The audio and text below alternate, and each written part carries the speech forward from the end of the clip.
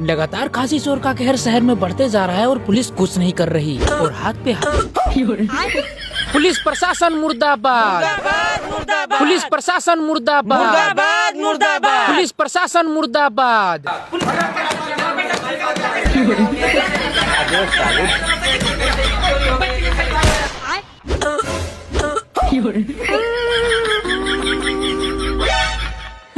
जब ये अपना सामान चोरी होने से नहीं बचा पा रहे हैं तो हम लोग का बचाएंगे। चलो फैसला हाई कोर्ट में होगा। साला खाली ठोकर के बैठ के खाली तनख्वाह मिल रहा है, साला काम ना काज कुछ। रुक रे रुक, बात हमारे इज्जत पे आ गई। तुम लोग देखो कैसे पकड़ते हैं उसको।